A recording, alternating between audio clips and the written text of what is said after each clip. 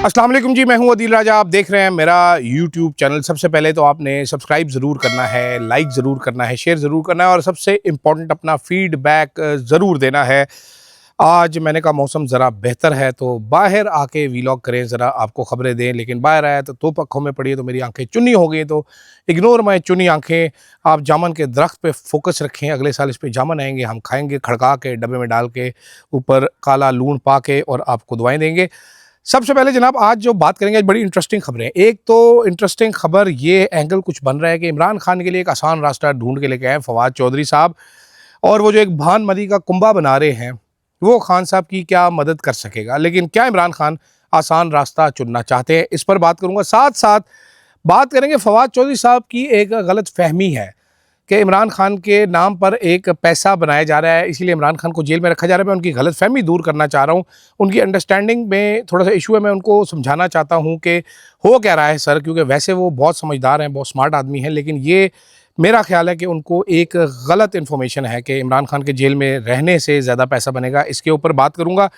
साथ साथ हमजा शहबाज और मरीम नवाज़, ये जंग जियो ग्रुप के रिपोर्टर्स ने खबर दी है, उनकी लड़ाई हुई है तीफी बट वाले मामले के ऊपर, वो क्या चक्कर है उस पर बात बताऊंगा। फिर बात करेंगे ज़रा अमेरिका, भारत, चीन, अफ़गानिस्तान और बीच में छोटा सा एक पाकिस्तान, ये क्या चक्कर है, इस पर बात करेंगे। सबसे पहले तो जनाबे वाला, अच्छा कुछ इन्फॉर्मेशन की तस्दीक चाहता हूँ। कल से मुझे मालूम था, कल मुलाकात नहीं हुई फवाद चौधरी वगैरह की, परसों मुलाकात हुई है जनाब ये शाह महमूद कुरैशी साहब से। खबर कल लीक करवाई गई है और ये प्रॉब्लम क्या है अब और इन्फॉर्मेशन क्या है। इन्फॉर्मेशन तो एग्जैक्टली वही है जो कल मैंने आपको बताई थी कि सोचा ये जा रहा है कि किसी तरीके से इमरान खान को राज़ी किया जाए। अगर राज़ी नहीं करना तो शाह महमूद कुरैशी को इस्तेमाल करके तोड़ा जाए इस पार्टी को। लेकिन मेरी इत्तला के मुताबिक, ज़रा सा कैमरा भी फेरते हैं, ज़रा धूप इस तरफ आना शुरू हो गई है।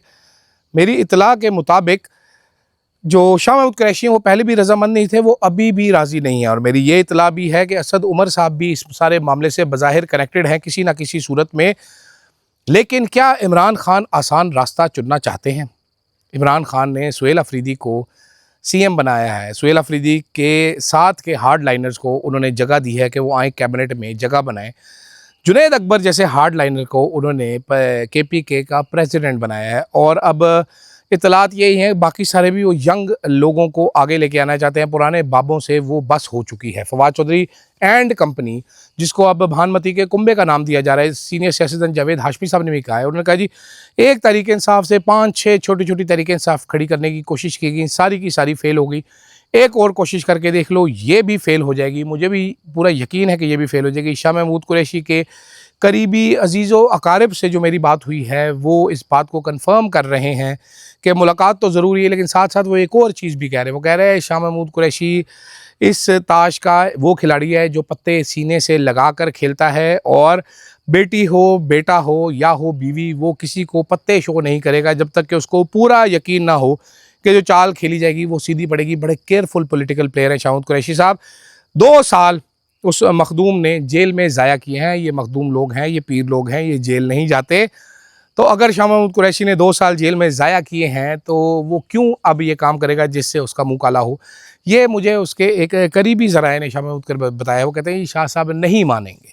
शाह साहब को पहले दिन भी ऑफ़र थी, शाह साहब को आज भी ऑफ़र है, शाह साहब नहीं मानेंगे। इस तरह की ऑफ़र्स इमरान खान को भी किए गए। इमरान खान भी मेरी इत्तला के मुताबिक कोई आसान रास्ता नहीं ढूंढ रहे। इमरान खान साहब इस्टेब्लिशमेंट के दुश्मन बिल्कुल नहीं हैं, लेकिन वो बाहर भी अपनी टर्म्स पे आना चाहते हैं, जो कि इस इस्टेब्लिशमेंट को कबूल नहीं है, जो कि इस हुकूमत को कबूल नहीं है। ये सारे इमरान खान से बेहद खौफज़दा हैं, इस हद तक खौफज़दा हैं कि जिसको बयान नहीं किया जा सकता। बहुत सारे लोग, आमिर मतीन साहब सीनियर सहाफ़ी हैं, मेरी उम्र से ज़्यादा उनका एक्सपीरियंस होगा, वो कहते हैं कि मैंने ऐसा जुल्म, ऐसा जबर ज़िया दौर में भी नहीं देखा, जो बदतरीन डिक्टेटर था अयूब दौर में नहीं देखा हमने, मुशर्रफ दौर में नहीं देखा हमने। ये एक अजीबो गरीब सा दौर आया है, और वाकई अजीबो गरीब सा और इंतहाई घटिया किस्म का दौर है, जिसमें किसी की जान, माल, इज़्ज़त और आबरू महफूज नहीं है। कभी वीलॉग करूँ, कोई पता नहीं पीछे ही काला डाला आके खलो जाए तो सानू चुक के लै जाते, बाद में लभ्या ही ना जावा। डाले काले, पीले, नीले किसी भी किस्म के हो सकते हैं, लोग एक ही होते हैं। हुकूमत बाद में मानती भी नहीं है कि हमने चूका है, तो हम चूक जाते हैं, इससे हमें समझ नहीं आती। दूसरी जानिब फवाद चौधरी साहब ने एक बड़ा ज़ालिमाना किस्म का ट्वीट किया। फवाद चौधरी साहब, आपको पता है ये सारा भानमती का कुंबा इकट्ठा किया जा रहा है, इसमें सबसे जो समझदार आदमी है वो है मोहतरम जनाब फवाद चौधरी साहब। He is the smartest of all.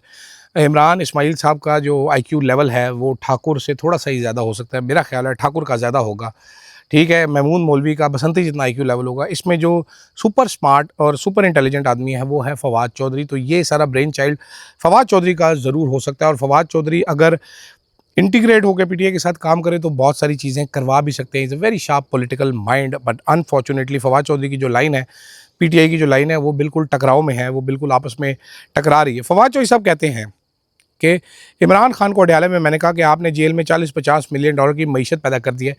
ये बात मेरा ख्याल है ठीक है, और मुझे ये मालूम भी है, काफ़ी अर्सा पहले फवाद चौधरी ने इमरान खान साहब को ये बात की थी और इमरान खान साहब हंस पड़े थे इसके आगे।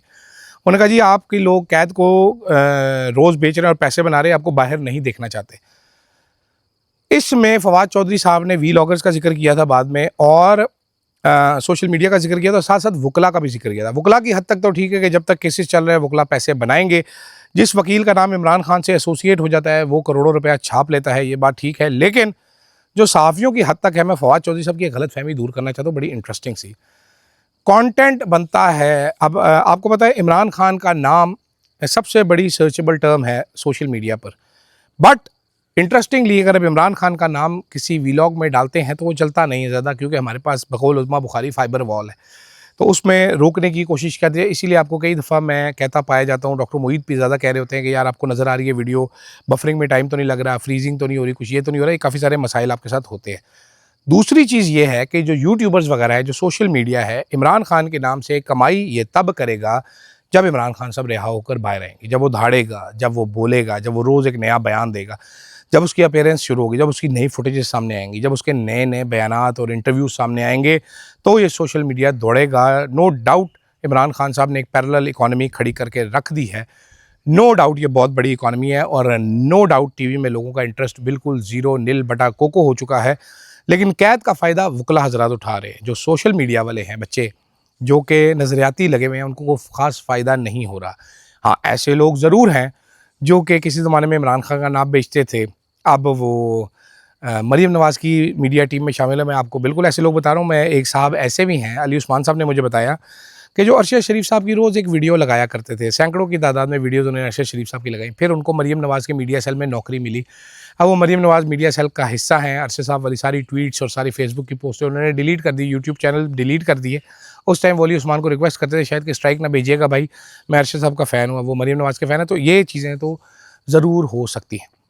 दूसरी जानिब जियो के सहाफ़ी हैं एजाज़ सैयद और एक फराज अहमद साहब हैं, इन्होंने दोनों ने एक वीडियो की। इन्होंने बताया कि जनाब तीफ़ी भट्ट जब गिरफ़्तार हुआ तो हमज़ा शहबाज शरीफ ने मरीम नवाज़ को फ़ोन किया और उनको कहा कि जी तीफ़ी भट्ट के मामले पर इंसाफ कीजिएगा। तो मरीम नवाज़ ने कहा तीफ़ी भट्ट आपका क्या लगता है, आपको तीफ़ी भट्ट को आप कैसे जानते हैं, आपका क्या ताल्लुक़ है तीफ़ी भट्ट से? तो बकौल इन रिपोर्टर्स के उन्होंने कहा जी अपने बाप से पूछो। उन्होंने कहा जी नवाज़ शरीफ साहब से पूछें आप।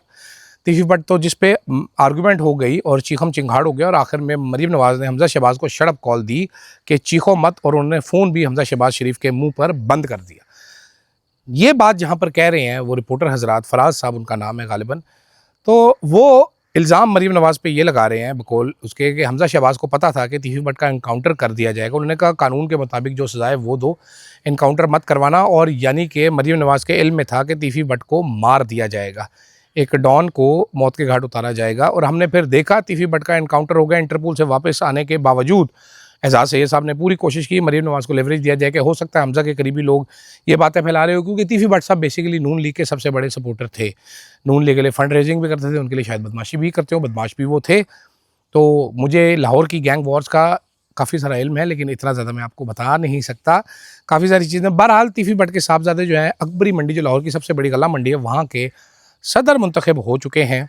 देखें आगे इनके साथ क्या होता है, कब होता है और कैसे होता है, वो भी बहुत ज़्यादा इंटरेस्टिंग होगा। लेकिन ये इल्ज़ाम बड़ा खौफनाक है जिसकी तहकीकात होनी चाहिए कि CCD मरीम नवाज़ की अप्रूवल नॉट लेकर बंदे मार रही है।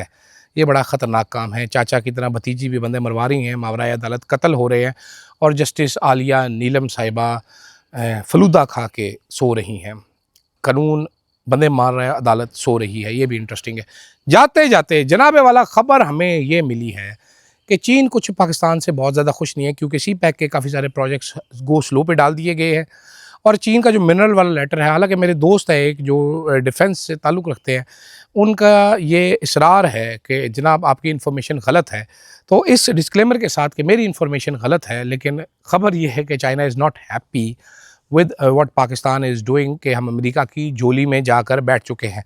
दूसरी तरफ जो ट्रंप साहब हैं, उन्होंने हमारे नारे हमारे फील्ड मार्शल के मारे, इंडिया को जहाज़ों का ताना दिया, उसके बाद 10 साल का डिफेंस का मुआहदा कर लिया। ये कहाँ का इंसाफ है जनाब कि ट्रंप साहब ने रोला तो डाला, इंडिया को बुली किया, मोदी को बिस्त किया, सब कुछ किया, उसके बाद 10 साल की वेपन्स डील कर ली। और जो लेटेस्ट हेलीकॉप्टर है अपाचे, उसको बोलते हैं अपाची, एक मूवी भी थी, याद है आपको, वो भी इंडिया के हैंड ओवर करने जा रहे हैं। बाकी की खेप, इसके अलावा जहाज़, मिसाइल, काफ़ी सारी चीज़ें इंडिया को मिलने वाली, जबकि हमारे से चाइना भी खुश नहीं है। दूसरी तरफ अफ़गानिस्तान के मामले पर भी अजीबोगरीब सी खबरें आ रही हैं कि हमारी कैलकुलेशन शायद कोई गलत हो गई है। हमने सोचा था तालिबान पे 4 से 6 बम मारेंगे, वो डर जाएंगे, वो हमारी बात मान लेंगे, मगर तालिबान तो हमारी बात मान नहीं रहे। तो ये एक एडवेंचर हम कर बैठे हैं, जो आई डोंट नो आगे जाके कैसा होगा, क्योंकि यहाँ से भारत के सहाफ़ी हैं, अब वो पुश लगा रहे हैं, वो कह रहे हैं जनाबे वाला कि भारत ने ऑपरेशन सिंदूर 2 करना है। दूसरी तरफ से तालिबान के साथ भारत की यारी हो गई, और दरमियान में जो खोपड़ी है खुली हुई, ये हमारी बन चुकी है। हम सैंडविच हो जाएंगे दोनों तरफ से। और ये इंग्लिश फिल्मों वाला सैंडविच नहीं है, ये उर्दू वाला सैंडविच है, बड़ा बुरा सैंडविच होता है वाला, चंगा वाला सैंडविच नहीं है। I hope you do understand what I am saying. तो जनाब इस सैंडविच में हम कबाब नहीं, हम हड्डी बन जाएंगे। दूसरी तरफ एक रिजीम चेंज की ख्वाहिश थी तालिबान में, और तालिबान के अफ़गानिस्तान के टुकड़े टुकड़े करने की भी बात हुई थी। तो अब हक्कानी साहब भी पाकिस्तान के ख़िलाफ़ बयान दे रहे हैं, जिनको कि रिजीम चेंज करवा के पावर में लेके आना था। तो I am not really sure कि कौन सा बंदा है जो ये सारी पॉलिसियाँ बना रहा है और शहबाज शरीफ साहब से अप्रूवल करवा रहा है, और शहबाज शरीफ साहब दे धड़ाधड़ साइन करते जा रहे हैं। क्योंकि अल्टीमेटली आपको पता है चीफ़ एग्जीक्यूटिव तो शहबाज शरीफ हैं, और द बक और द बकरा they stop at the prime minister, उनको टुड मार देता है। ठीक है, जैसे बाजवा मुकर गया तालिबान को वापस लाने की, वो कह के, और उसके बाद कहता है जी इमरान खान वज़ीर-ए-आज़म था, वो ना अप्रूव करता है। DGI-SPR से जब सवाल हो तो वो भी चुप करके इमरान खान पे डाल के खुद पतली गली से निकल के जी देखें जी चीफ एग्जीक्यूटिव तो इमरान खान था। तो इसलिए जवाब तो शहबाज शरीफ साहब को देना है कि वॉर मॉन्गरिंग हो रही है, नहीं हो रही है, हमारी पॉलिसी अच्छी थी या गलत थी। ख्वाजा आसिफ साहब ये बिल्कुल बता चुके हैं कि जनाब हमारी पॉलिसी पुरानी वाली ख़राब थी, नई वाली अच्छी है कि नहीं I don't know. Because Daniyal Chaudhry साहब जो कि एक MNA हैं फॉर्म 47 के, नून लीग के, उन्होंने बड़ा अजीबोगरीब इंकशाफ किया। उन्होंने कहा जी हमने क्रॉस बॉर्डर टेररिज्म रोकना है उधर जाके, यानी कि हमास को हमलों से रोकना है। दूसरी चीज़ उन्होंने बताई है कि हमने हमास को डिसआर्म भी करना है, जो कि इजराइल की ख्वाहिश है। ख्वाजा आसिफ से जब ये पूछा गया तो ख्वाजा से अस्तगफुरुल्लाह करते रहे कि जी देखें हम तो ऐसा कर ही नहीं सकते। खबरें डॉन ये छाप चुका है कि पाकिस्तान अपनी फोर्स भेजने के लिए तैयार है। इंटरेस्टिंग चीज़ जो सबसे ज़्यादा ये है वो ये है कि कौन सी फोर्स आएगी वो इसराइल ने डिसाइड करना है। जितनी भी मुस्लिम ममालिक की ये फोर्स बन रही है, टर्की इसराइल को तस्लीम करता है, लेकिन इसराइल कह रहा है टर्की की फ़ोर्स ना आए। वाहिद हमारा मुल्क है जिसके पासपोर्ट पे लिखा हुआ है कि ये पासपोर्ट इसराइल के लिए कारामद नहीं है, हम इसराइल को तस्लीम नहीं करते। लेकिन हमारी फ़ौज को वो कहता है आप फ़ौरन से पहले यहाँ पर पहुँचे। ये क्या हो रहा है, ये क्यों हो रहा है, ये एक गोरख धंधा है जो कि मेरी समझ से बाहर है, मुझे समझ नहीं आ रहा है, इसलिए मैं वीलॉग को यहाँ पर करता हूँ ख़त्म। और फीडबैक आप लोग ज़रूर दीजिएगा, धूप में मैं कहीं काला ना हो जाऊँ। आपको पता है फेयर स्किन, 16 साल मेरी उम्र है, हुस्न मेरा कुमला ना जाए, तो मैं फ़ौरन से पहले इस वीलॉग को यहाँ पर ख़त्म करता हूँ। आपसे इजाज़त चाहूँगा। अल्लाह हाफ़िज़।